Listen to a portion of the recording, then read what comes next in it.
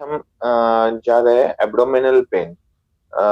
Actually देखा जाए तो पेन ये कंसेप्ट आने के बाद कोई आयुर्वेद के बारे में ज्यादा सोचता नहीं है, या फिर जनरल प्रैक्टिस में भी पेन ये कंसेप्ट आने के बाद भी कोई ज्यादा ध्यान आयुर्वेद चिकित्सा के इधर देता नहीं है, क्योंकि सबके मन में एक कंसेप्ट है कि एक इंजेक्शन दे दो या एक गोली दे दो तो पेन ठीक हो जाता है। तो उसमें से जो एब्डोमिनल पेन हो तो उसमें तो ज्यादा कोई रिस्क लेने की सोचता भी नहीं है। एक एंटासिड और एक एंटीस्पाज्मोडिक या फिर एक पेन किलर दे दिया तो सिम्टम अपने आप पूरी तरह से रुक जाएगा। अ, इस तरह से सोचते हैं। और एब्डोमिनल पेन ये ऐसा सिम्टम है जहाँ पे कोई भी पेशेंट हो तो सबसे पहले किसी के पास अगर जाता है वो जनरल प्रैक्टिशनर होता है, या फिर आपका जो अपना घरगुती डॉक्टर, ऐसे जो एक अपनी इमेज रहती है, या फिर अपना क्लोज जो भी डॉक्टर है उसके पास पहले जाते हैं, क्योंकि वो अ, ज्यादा नहीं, अभी अभी आया हुआ है, अभी चला जाएगा। लेकिन ये ऐसी ऐसा क्षेत्र है जहाँ पे आयुर्वेद बहुत कुछ कर सकता है। और जैसा एलोपैथी के बारे में रेपुटेशन है कि अभी के अभी वो पेन रिलीफ कर देगा, उसी तरह से मिनटों में पेन कम करने के लिए आयुर्वेद भी पूरी तरह से सक्षम है। और आप अच्छी तरह से उसको यूज कर सकते हैं। कुछ तो क्षेत्र ऐसे है जिसमें सिर्फ और सिर्फ हम ही ज्यादा रिजल्ट दे सकते हैं। जैसे गायनेक का पेन है, या फिर एब्डोमेन रिलेटेड पेन है, वहां पे हमें हम ही आयुर्वेद ही अच्छी तरह से उसको रिजल्ट दे सकता है। और अपना हम सिम्टोमेटोलॉजिकली अभी अगर हम देख रहे हैं, फिर भी हम जो ट्रीटमेंट देते हैं उससे पूरी तरह से संप्राप्ति भंग करके ही हम रिजल्ट देते हैं, ऐसा हमारा मानना है। तो उसका फायदा तो हमें ज्यादा होता ही है। एलोपैथी में हर एक टाइप के पेन के लिए थोड़ा बहुत क्लासिफिकेशन है, लेकिन आयुर्वेद में पेन ये जो कंसेप्ट है उसको देखने के लिए थोड़ा अलग तरह से सोचना जरूरी है, क्योंकि एक मेडिसिन है, लवन है, ये एक्चुअली कोई किसी भी एंगल से पेन किलर नहीं है। फिर भी अपने यहाँ पे वो उधर शूल में यूज होने वाली मेडिसिन है। या फिर ओवा है, ओवा यानी कि खुरासनी ओवा है, ये दोनों जो है ये पेन के लिए यूज होने वाली मेडिसिन है। लेकिन यही मेडिसिन जॉइंट पेन में यूज नहीं हो सकती। या फिर दशमूला रिस्ट है, ये पेन के लिए हम यूज करते हैं, लेकिन वो उदरशूल में भी हम यूज कर सकते हैं। तो पेन आयुर्वेद के हिसाब से अगर देखना है तो उसको थोड़ा अलग तरह से देखना जरूरी है। तो एब्डोमिनल पेन जो है वो बहुत इम्पोर्टेंट चीज है। एक्चुअली ये सर्जरी के इधर जाने वाला क्षेत्र है, तो इसलिए सर्जरी में हम एक्यूट एब्डोमेन पढ़ते हैं, देखते हैं। और ये हमें ध्यान में रखना बहुत जरूरी है, ये पॉइंट ऑफ व्यू एलोपैथी का, कि हमें एक डिमार्केशन लाइन बनाने के लिए कि कहाँ पे हमें मेडिसिन यूज करना है और कहाँ पे हमें मेडिसिन यूज नहीं करना है, डायरेक्टली रेफरल करना है। ये दो चीजें देखने के लिए हमें एक्यूट एब्डोमेन अच्छी तरह से पता होना बहुत जरूरी है। तो एब्डोमेन ये एक ऐसी चीज है कि यहाँ पे ढेर सारे ऑर्गन्स है। अपने हिसाब से भी उसमें बहुत सारी चीजें हैं, एलोपैथी के हिसाब से भी वहाँ पे बहुत सारे डायग्नोसिस है। उसके लिए सिर्फ उधर परीक्षण, ये आयुर्वेद के हिसाब से और एलोपैथी के हिसाब से दोनों तरफ से अगर देखा जाए, वही एक लेक्चर का विषय बन सकता है, इतना इसका व्याप्ति है। पर हम जनरल प्रैक्टिस में जहाँ पे पेन हमें सामने आ रहा है, तो वो पेन को रिड्यूस करने के लिए, सिम्टोमेटिकली रिलीफ देने के लिए हमें क्या करना चाहिए, इस हिसाब से मैंने ये लेक्चर उसमें डिजाइन किया है। इसमें कहीं पे भी सर्जिकल कंडीशंस का इंक्लूड नहीं किया है। जहाँ पे सर्जिकल कंडीशंस है वो धन्वंतरी अधिकार ही है, उसको वहीं पे उसको रेफर करना ही चाहिए। तो ये बहुत जरूरी चीज है जो हमें लिखते से पहले ही मैं बता रहा हूँ कि ये हमें ध्यान में रखनी है कि एक्यूट एब्डोमेन जो सर्जरी के इधर जा रहा है उसको हमें रेफर ही करना है। तो देखते हैं। पहली एक चीज है, मैंने बोला कि जो एब्डोमेन है उसको अच्छी तरह से एग्जामिन करना चाहिए। तो वो एग्जामिनेशन पे ही हमें एक लेक्चर ले सकते हैं, इतना बड़ा वो कंसेप्ट है। लेकिन तीन चीजें हमें याद रखनी है कोई भी पेशेंट को एग्जामिन करने के हिसाब से। हमें उसको जब वो एब्डोमिनल पेन ये कंप्लेंट लेके आता है तो हमें तीन क्वेश्चन उसको पूछने हैं कि कहाँ पे दर्द हो रहा है, कब से दर्द हो रहा है या कब दर्द होता है, और कैसे दर्द होता है। ये जो तीन क्वेश्चंस है, ये तीन क्वेश्चन पे हमारा 90% डायग्नोसिस हो जाता है, क्योंकि ये बहुत ही डिस्टिंक्ट है। बहुत ही डिस्टिंक्ट है कि उसके एरियाज डिफाइंड है, वहां पे वो किस टाइप का पेन रहता है ये डिफाइंड है। आप तो बिना क्वेश्चन पूछे भी कुछ टाइप के पेन आप पता कर सकते हैं। अगर आपको एक साइड में झुका हुआ पेशेंट एक साइड को हाथ पकड़ा हुआ आ रहा है और सुबह सुबह अगर आ रहा है तो आप 101% आप डायग्नोस कर सकते हैं ये रीनल कोलिक की है। तो आप उसके बाद में राइट हाइपोकॉन्ड्रिक रीजन है। ये रीजन किसका है? यहाँ पे लीवर है, गॉल ब्लैडर है, ये दो चीजें यहाँ पे है। तो यहाँ पे अगर पेन हो रहा है और उसके साथ में स्कंद के इधर स्कैपुला के इधर रेफर हो रहा है पेन, तो आप कोलेसिस्टाइटिस का ध्यान रख सकते हैं। इपिगैस्ट्रिक रीजन है, इपिगैस्ट्रिक रीजन में पेन है तो वो ज्यादा करके स्टमक से रिलेटेड रहता है। उसके बाद में कभी कभार ये जो दो रीजन है, इपिगैस्ट्रिक रीजन और लेफ्ट हाइपोकॉन्ड्रिक रीजन जो है, ये दोनों रीजन जो है वो कभी कभार हार्ट को मिमिक करते हैं। तो हार्ट पेन जो रहता है वो यहाँ पे कभी कभार दिखाई देता है। तो उस इसके लिए एसोसिएटेड हाउ, ये बहुत इंपॉर्टेंट चीज है कि वेयर पता चल गया, कब से हो रहा है ये भी बहुत इंपॉर्टेंट है। कैसे कब से, वेन में दो तीन क्वेश्चन आते हैं कि कब से होता है, कब कब होता है, कितने देर से हो रहा है, एक्यूट है, क्रॉनिक है, ये सब चीजें उसमें आ जाती है। लेकिन इपिगैस्ट्रिक रीजन ज्यादा करके वो गैस्ट्राइटिस से रिलेटेड रहता है और कभी कभार वो हार्ट से भी मिमिक करता है। उसके बाद में लेफ्ट हाइपोकॉन्ड्रिक रीजन जो है वो वहां पे वो आप जानते हैं स्प्लीन का एरिया है, स्प्लीन रिलेटेड है। लेकिन आप अगली स्लाइड में देखेंगे कि वहां पे स्टमक का ऊपरी हिस्सा भी आ जाता है, तो स्टमक गैस्ट्राइटिस रिलेटेड भी है। और सबसे इम्पोर्टेंट चीज जो है वो गैसेस रिलेटेड जो पेन है वो यहाँ पे ज्यादा करके रहता है, जो हार्ट को मिमिक करता है। तो रहता नहीं है हार्ट का, लेकिन हार्ट पेन है ऐसा, हार्ट रिलेटेड पेन है ऐसा हमें लगता है। तो वो एक कंफ्यूजिंग है, उसके बारे में मैं बात करूंगा। उसके बाद में राइट लंबार रीजन और लेफ्ट लंबार रीजन है, ये दो ये जो रीजन्स है इसमें कोई बड़े ऑर्गन्स नहीं है, लेकिन जो रिनल पेन जो है वो यहाँ पे रहता है और यहाँ से वो एक्चुअली रेडिएटिंग पेन रहता है। तो ये सबको मालूम है, मैं शॉर्ट में उसको रिवाइज कर रहा हूँ। अम्बाइलिकल रीजन है, ये रीजन बहुत इंपॉर्टेंट है। जो कोलोन है अपने सब वो इंटेस्टाइन जो है वो वहाँ पे है, उसके साथ में डिओडिनम है, उसके साथ में पैंक्रियाज है, ये सब वहाँ पे रहते हैं।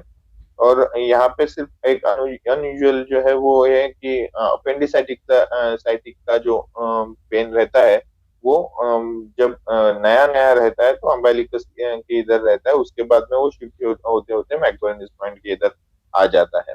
तो ये सारी चीजें यहाँ पे अम्बिलिकल रीजन में रहती है। उसके बाद में जो राइट इलेक रीजन और लेफ्ट इलेक रीजन है ये भी डिस्टिंक्ट है। राइट इलेक रीजन में अपेंडिक्स की जगह है, कोलोन की जगह है। उसके बाद में गायनेक रिलेटेड, ओवरी रिलेटेड वहाँ पे पेन रहता है। उसके बाद में लेफ्ट जो इलेक रीजन है वहाँ पे rectum related, colon related pain रहता है। और लेफ्ट ओवरी के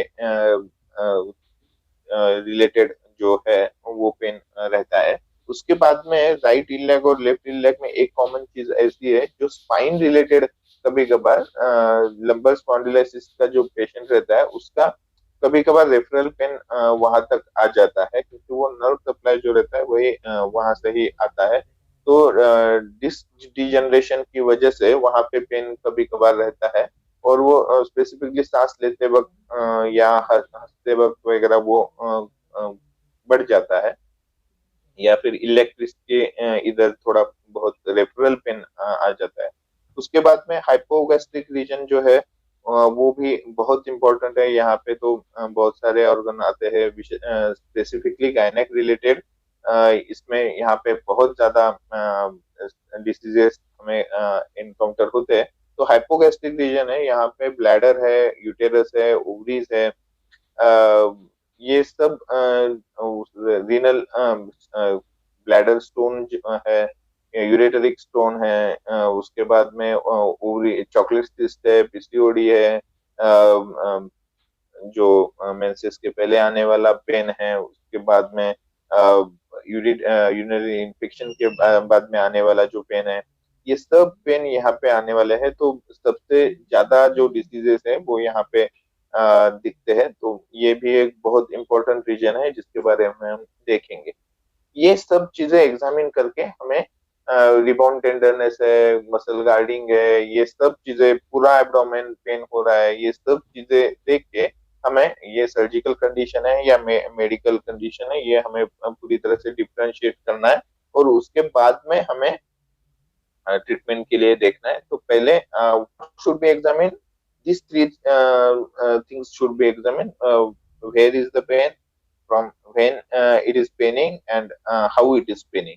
ये तीन चीजें बहुत जरूरी है। लेकिन जब आयुर्वेद की ट्रीटमेंट देने की बारी आती है तो हमें क्या ध्यान में रखना है, व्हाट शुड बी रिमेम्बर्ड।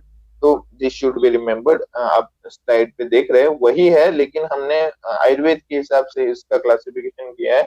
जो दो काली लाइन दिख रही है वो अभी जो एलोपैथी के हिसाब से जो लाइंस है वो अलग है, आयुर्वेद के हिसाब से मैंने रखी हुई लाइंस अलग है। क्यों ऐसा किया हुआ है? क्यों ऐसा किया हुआ है? तो आमाशय जो है उसका डेफिनेशन हमारे इसमें क्या है, नाभि स्थानांतरो आमाशय। ये बहुत अलग चीज है जो हमें ध्यान में रखनी है।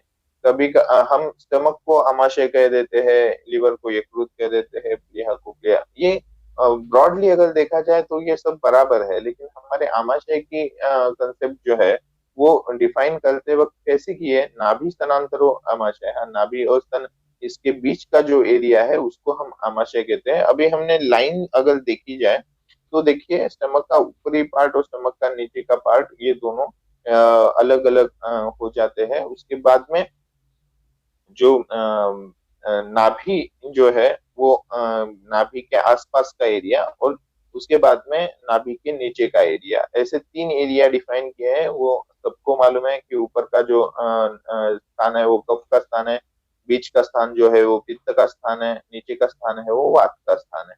ये तो हम सब जानते हैं, लेकिन अगर हम वायु के हिसाब से अगर देखा जाए तो क्या है, तो जो समान वायु है अग्नि समीपस्थ है, ये तो हम सब जानते हैं। तो जो पैंक्रियाज है, लोअर पार्ट ऑफ एब्डोमेन है, इसमें अभी यकृत और प्लीहा और वृक्क, तीनों चीजों को हमें अग्नि के हिसाब में लेना चाहिए, क्योंकि हमारा डेफिनेशन क्या है, नाभि स्थानांतरो आमाशय। तो वहां पे आने वाले सब तीनों ये ऑर्गन, जो चारों ऑर्गन है, यकृत है, प्लीहा है, स्टमक है और वृक्क है, ये चारों ऑर्गन जो है वो मेटाबॉलिज्म के लिए बहुत जरूरी ऑर्गन्स है। और अग्नि ये कंसेप्ट सिर्फ आमाशय में रहने वाला एसिड यानी कि अग्नि नहीं है। ये आयुर्वेद के हिसाब से ये हमें ध्यान में रखना बहुत जरूरी है। मैंने यहाँ पे लिखा है व्हाट शुड बी रिमेम्बर्ड, ये हमेशा हमें ध्यान में रखना है, कोई भी डायग्नोसिस हो आपका, लेकिन ये चीजें कभी भूलनी नहीं है हमें, क्योंकि इसके हिसाब से हमारे ट्रीटमेंट में फर्क आ जाता है। उसके बाद में यकृत जो है ये रक्त का स्थान है, प्लीहा भी रक्त का स्थान है, ये भी चीजें नहीं भूलनी है। उसके बाद में बीच का जो अग्नि का मैंने बोला कि वो समान का है। अपान का सबको मालूम रहता है कि पक्वाशय और नीचे के जो सब ऑर्गन्स है, ये अपान वायु का स्थान है, इजी है। वो वात का भी स्थान है और अपान वायु का भी स्थान है। लेकिन ऊपर का जो है, ऊपर का पार्ट वो कफ का स्थान है, और वहां पे भी पेन बहुत बार रहता है। और वो स्थान किस किस वायु का है? तो प्राण जो है वो अंदर आता है, उदान वहां से बाहर जाता है, व्यान जो है हृदय वो उसके पास में है, व्यानोरुद्धि स्थित है, तो व्यान हृदय के आसपास रहने वाला है। तो ये एक चीज ध्यान में रखनी है कि कफ के स्थान में वात है वहां पे।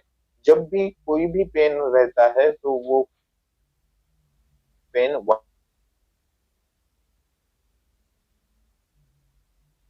के सिवाय हो नहीं सकता। तो कफ के स्थान में वात है तो वहां की ट्रीटमेंट अलग रहेगी। वात के स्थान में वात है, वायु के आसपास रहने वाली जो कंप्लेंट्स है उसमें भी ट्रीटमेंट अलग रहेगी, पित्त का अनुबंध वहां पे रहेगा। अगर उल्टा होता है कि वात के स्थान में तो जो पक्वाशय है वहां पे आईबीएस प्रवाहिका ऐसी चीजें वहां पे हो रही है, तो वहां पे ट्रीटमेंट करते वक्त हमें ये ध्यान में रखना है कि वात के स्थान में कफ गया हुआ है तो वहां की ट्रीटमेंट कैसी रहेगी। और ऊपर आमाशय के यहाँ पे अगर पेन हो रहा है तो कफ का स्थान है ऊर्ध्व आमाशय, तो उसके वहां पे वात का स्थान होने के बाद वहां पे अगर पेन होगा तो कफ के स्थान में वात का प्रवेश हो गया है, तो वहां पे ट्रीटमेंट कैसी रहेगी इसके बारे में हम बात करेंगे। उसके पहले एक रूल है, थंब रूल है, वो जो हमें याद रखना है। जो भी स्थान रहेगा उसकी चिकित्सा पहले करनी है, उसके बाद में स्थानीय जो रहेगा उसकी चिकित्सा करनी है। यानी कि कफ के स्थान में अगर वात जाता है तो ऊपर से कफ को निकालना पड़ेगा, उसके बाद में वात की चिकित्सा करनी पड़ेगी। और नीचे जो है वहां पे कफ गया है फिर भी पहले वात की चिकित्सा करनी पड़ेगी, उसके बाद में वहां के कफ की चिकित्सा करनी पड़ेगी। ये दो चीजें हमें याद रखना है, इसलिए ये सब ध्यान रखना है कि वहां पे कौन सा आयुर्वेद के हिसाब से ऑर्गन आ रहा है, वो किसका स्थान है, वो वहां पे वात का कौन सा प्रकार रहने वाला है। अभी प्राण और उदान इसका क्या महत्व है, ये बताता हूँ। जब हार्ट पेन जब रहता है तो हार्ट पेन के वक्त हमें प्राण दृष्टि है क्या, या फिर ये नीचे से अपान जो है वो विमार्गगत होके ऊपर आ रहा है और प्राण को ढकलने की चेष्टा कर रहा है, इसकी वजह से वहां पे पेन है। अगर प्योरली पैन प्राण का व्यान का अगर दृष्टि है तो ये डायरेक्टली हार्ट से रिलेटेड है, ये हमें ध्यान में रखना है। ये आमाशय से रिलेटेड पेन नहीं है, अगर यहाँ पे भी हो रहा है तो भी। तो ये हमें सिवियरिटी पहचानने के लिए जरूरी है। दूसरी चीज, अपन जब प्रतिलोम होता है इनकी गति भी अलग अलग है। अपन की गति जो है वो नीचे है, और उसके बाद में जो प्राण की गति है वो अलग है, समान की गति अलग है। तो अपान की गति हमेशा नीचे रहती है, तो वो अगर ऊर्ध्व हो जाती है तो वो सबको ढकेलती है। इसलिए श्वास का सिक्का ये सब जो है वो ये प्राण उदान व्यान की वजह से होने वाले प्राण और उदान की वजह से होने वाले हैं। और डायफ्रामेटिक जो एक्शन है वो बदलने की वजह से होने वाले कंप्लेंट है। तो ये चीजें हमें पहले दिमाग में डिफाइन कीजिए। उसके बाद में हम एरिया क्वाड्रेंट के हिसाब से हम जाएंगे कि कहाँ पे कौन सा पेन रहता है। तो आयुर्वेद में पेन कहाँ कहाँ पे डिफाइन किया हुआ है, तो शूल, ऐसा अगर स्पेसिफिकली शब्द आता है सिर्फ शूल तो उसको उदर शूल करके हमें याद रखना है। उसके साथ में अगर कोई शब्द रहेगा शिरशूल तो शिल के बारे में। तो जहां पे भी ग्रंथ में आपको शूल शब्द आएगा तो वो उदर शूल के है, तो उसको वातजय पित्तजय कफज उदर शूल है। उसके बाद में परिणाम शूल है, विष्टब्दा जीर्ण है, अश्मरी है, तुनी प्रतितुनी है, वेगावरोध है, उदावर्त है, ग्रहणी है। ये सब चीजों में उदर शूल का उल्लेख आयुर्वेद में आया है। उसके बाद में योनि व्यापक में भी उदर शूल का उल्लेख आया है। तो इस सब में शूल है तो वायु को ध्यान में रखना है, ये जरूरी है। अ, ये सब चीजें ध्यान में रखने के बाद हम अभी एरिया वाइज जाएंगे कि एरिया वाइज कहाँ पे कौन सा पेन हो रहा है, उसके हिसाब से हमें कैसी कैसी चिकित्सा करनी है वो ध्यान में रखेंगे। सबसे ज्यादा इम्पोर्टेंट दो रीजन है। एक इपिगैस्ट्रिक रीजन है, एक हाइपोगैस्ट्रिक रीजन है। तो इपिगैस्ट्रिक रीजन जो है वो सबसे इम्पोर्टेंट है। हम क्या करेंगे, बीच के जो एरिया है उसके हिसाब से हमने क्लासिफिकेशन, पहले हम इपिगैस्ट्रिक, फिर उसके साइड के दो, फिर अम्बिलिकल उसके साइड के दो, और हाइपोगैस्ट्रिक उसके साइड के दो। हम हमारे आयुर्वेद के हिसाब से अगर देखा जाए तो कफ स्थान, उसके बाद में पित्त का स्थान, उसके बाद में वात का स्थान, इसके हिसाब से उसका क्लासिफिकेशन किया है। तो देखते हैं कि इपिगैस्ट्रिक रीजन जो है, ये इपिगैस्ट्रिक रीजन में अगर पेन रहता है तो क्या क्या एलोपैथिक हिसाब से हम अगर देखें तो क्या क्या हो सकता है वहां पे। तो गैस्ट्राइटिस हो सकता है, ड्यूडिनल अल्सर हो सकता है, वो स्टमक अल्सर हो सकता है, या फिर इंडाइजेशन रह सकता है। मैंने यहाँ पे हार्ट का जो रेफर्ड पेन आता है उसको मैंने नहीं लिया है, क्योंकि वो वहाँ का लोकल नहीं है। सिर्फ हमें वो डिफरेंशिएट करना चाहिए कि वो हार्ट की वजह से रेफरल पेन आ रहा है या फिर वही का ओरिजिनेट है। तो इपिगैस्ट्रिक ओरिजिनेटेड जो पेन है वहां पे, अभी ये पेन वेयर हमें पता चल गया कि उसके बाद में कब हो रहा है, खाने से पहले हो रहा है, खाने के बाद में हो रहा है, कैसे हो रहा है, उस पर भी बहुत सारी चीजें डिपेंड होती है। भूख लगती है, नहीं लगती है, हमेशा रहता है, भूख लगने के बाद पेन होता है, उसके बाद में कैसे होता है, उसके साथ में बर्निंग है, उसके साथ में हेवीनेस है, या फिर फुलनेस है, फुलनेस के साथ में वहां पे पेन हो रहा है। तो उसके हिसाब से हमें उसका क्लासिफिकेशन करना है। फिर वो अल्सर, ये चीज है हमें भूल जानी है। अल्सर सिर्फ वहां पे, ये अभी मैंने सिर्फ देखने के लिए, ध्यान में रखने के लिए बता दिया कि वहां पे गैस्ट्राइटिस है, या फिर डिओडिनल अल्सर है, या फिर स्टमक अल्सर है, या इंडाइजेशन है, सब भूल जाइए। अब हमें क्या याद रखना है, वो कैसे हो रहा है। अगर बर्निंग के साथ हो रहा है तो पित्तज स्टूल है। हेवीनेस के साथ हो रहा है तो वो आमक की वजह से होने वाला है, या इंडाइजेशन को ध्यान में रखना है। और आजमान आटोप, इसके साथ में अगर, यानी कि पेट फूलना, इसके साथ में अगर पेन हो रहा है तो वो वात के वातज उसके हिसाब से होने वाला है। तो चिकित्सा जो जाएगी तो उसमें चिकित्सा के बारे में सोचते वक्त हमने देखा कि ऊर्ध्व आमाशय जो है वो किसका स्थान है, तो वो कफ का स्थान है। वहां पे कौन दो चीजें गलत हो गई है, एक यहाँ पे वात, और दूसरा वहां पे अग्नि को भी हमें सोचना ही है, क्योंकि वे आमाशय है। यहाँ पे आम, यानी कि न बिना पचा हुआ अन्न जहाँ पे रहता है उसको आम बोलते हैं। तो आमाशय जहाँ पे बिना पचा हुआ अन्न रहता है, तो वहां पे अग्नि को ध्यान में रखना ही है। तो चिकित्सा सूत्र क्या रहेगा, पहले हमें कफ को नहीं भूलना है, उसके बाद में वहां पे अग्निवर्धन करना है, और तीसरा जो है वो वातानुकूलन करना है। ये तीन है। अग्नि की विकृति ज्यादा है, वात की विकृति कम है, तो वहां पे अग्नि की चिकित्सा ज्यादा होनी चाहिए। पित्त की चिकित्सा, अगर बर्निंग सेंशन है, उरो उदरदाह, छाती में और पेट में जलन हो रही है, तो उसके हिसाब से वहां पे पित्त की चिकित्सा होनी है। तो उसमें कामदुदा ये सबसे अच्छी मेडिसिन है, सबसे अच्छी मेडिसिन है। यहाँ पे बहुत बर्निंग के साथ में अगर निराम पित्त, कभी अम्ल पित्त और ये सब चीजें सर ने बहुत अच्छी तरह से आपको बता दी है, तो इसमें मैं ज्यादा कंफ्यूजन नहीं क्रिएट करता। मैं उसमें अम्लोदगीरण है या नहीं है, बर्निंग है या नहीं है, तो साम पित्त और निराम पित्त में आप डिफ्रेंशिएट करना सीख गए। तो साम पित्त रहेगा तो वहां पे सूत्रशेखर रहेगा, निराम पित्त रहेगा तो वहां पे कामदूदा रहेगा।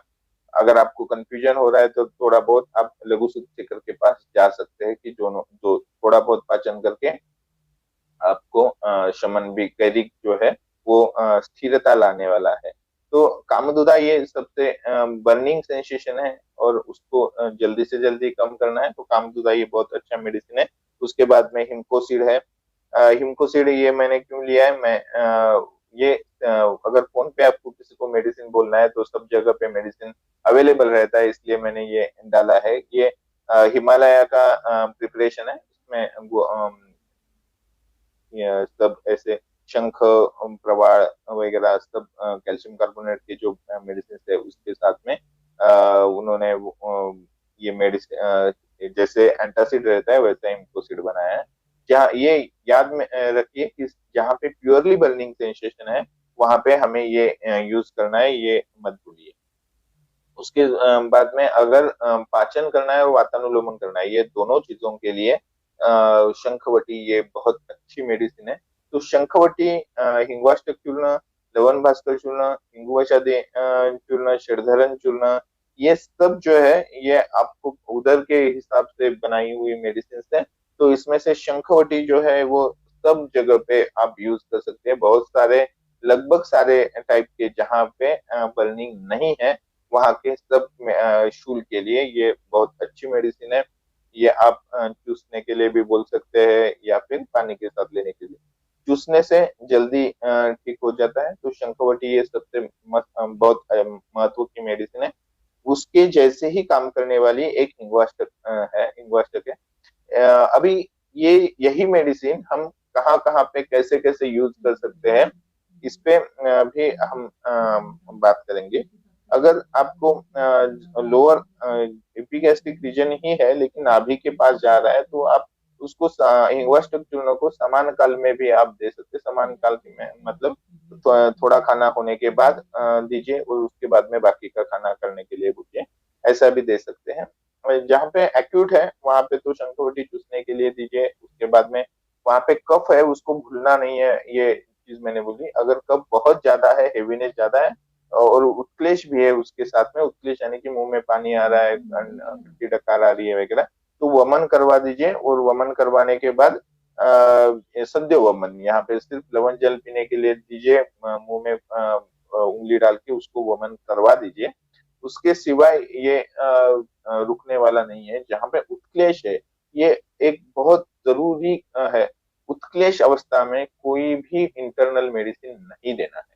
उत्क्लेश मतलब क्या है? जो उत्क्लेश मतलब दोष ऐसे है जो बाहर आने के लिए उद्युक्त है लेकिन बाहर आ नहीं रहे, तो उसको पहले निकाल दीजिए और उसके बाद में थोड़ा विश्रांति देके, पेट को विश्रांति देके उसके बाद में मेडिसिन दीजिए। तो कफ का स्थान है, कफ को निकाल दिया, उसके बाद में वातानुलोमन करेंगे तो परमानेंट रिलीफ मिलेगा। अभी पेन किलर दिया, फिर 6 घंटे के बाद वापिस 6 घंटे के बाद पेन किलर लेने की जरूरत नहीं पड़ती वहां पे। तो वमन करवा के उसको मेडिसिन देना है। उसके बाद में अगर ज्यादा कफ नहीं है वहां पे, तो पहले स्वेदन, यहाँ पे बहुत अच्छी रुक्ष स्वेद जो है आमाशय को देना है। तो रुक्ष स्वेद देने से भी बहुत अच्छी तरह से रिजल्ट मिलता है। तो रुक्ष स्वेद और वमन, ये जो है वो कफ के लिए की जाने वाली चिकित्सा है। और उसके बाद में ऐसा ही अगर कुछ भी नहीं कर सकते, वहां पे स्वेदन वगैरह नहीं दे सकते, और वहां पे काम करने वाला एक बहुत अच्छा मेडिसिन है, वो आमाशयगत वात के लिए यूज किया हुआ, सुश्रुताचार्य ने आमाशयगत वात के लिए बताया हुआ मेडिसिन है षडधरण चूर्ण। षडधरण चूर्ण एक ऐसा है, वहां पे चित्रक जैसी बहुत ही उष्ण मेडिसिन यूज की हुई है। कफ स्थान में गया हुआ वायु उसको निकालने के लिए ये बहुत अच्छी मेडिसिन है। षडधरण की कैप्सूल भी आती है, षडधरण की चूर्ण भी आता है, षडधरण की टैबलेट भी आती है। आपके पास जो भी यूज होता है, आपको स्पेसिफिकली मालूम है कि कफ के स्थान में वात गया हुआ है, वहां पे पित्त का अनुबंध नहीं है, तो आप बिंदास षडधरण का यूज कर सकते हैं। डकार आदमी, डकार रुक जाती है, ऐसी जो कंप्लेंट रहती है, और पेट में हेवीनेस रहता है और उदरशूल रहता है, तो षडधरण को यूज करना, ये उसको भूलना नहीं है। यहाँ पे हिंगवाष्टक की बजाय षडधरण को ही यूज कीजिए, वो बहुत अच्छी तरह से।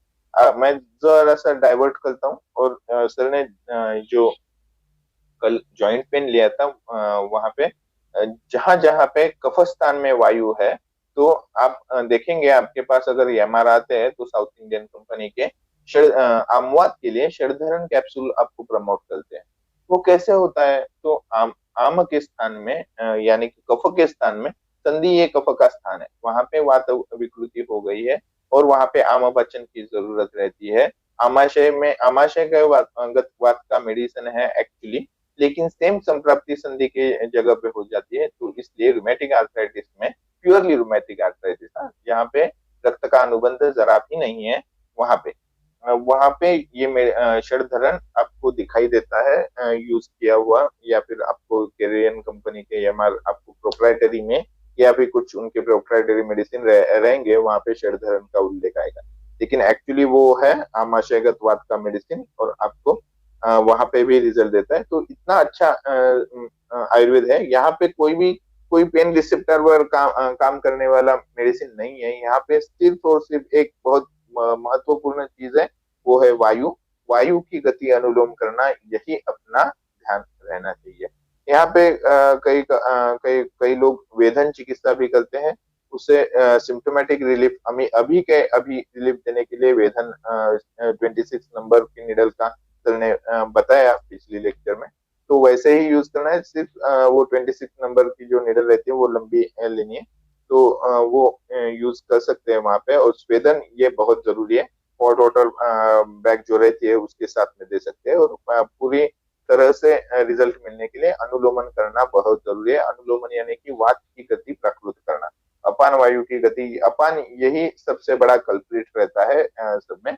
वो बिगड़ जाता है वेगावरोध की वजह से, मलावस्तंभ की वजह से। उसकी प्राकृतिक गति बिगड़ जाती है। तो वो बाकी के सब वायुओं को बिगाड़ देता है। इसलिए अपान काल में मेडिसिन और रात को सोते समय मेडिसिन, अनुलोमन के लिए गंधर्व की है वगैरह, वो देना बहुत जरूरी है। तो इपिगैस्ट्रिक रीजन में विद बर्निंग है तो पहले पित्त की चिकित्सा कर दो, पित्त को शांत कर दो। उसके बाद में वातानुलोमन की चिकित्सा कर दो। कफ और वात का रहेगा तो ज्यादा डिफ्रेंशिएट नहीं किया तो भी चलेगा। लेकिन वात प्रधान कंडीशन आपको ज्यादा लग रही है तो शंखवटी हिंगवाष्टक है। कफ प्रधान कंडीशन ज्यादा लग रही है तो षडधरन चूर्ण है। कैसे पहचाने? केविनेस है, षडधरन, आत्मान, आटोप, गुड़गुड़ायन ऐसा है तो हिंगवाष्टक और शंखवटी, इस तरह से आप दोष के हिसाब से जा सकते हैं। अभी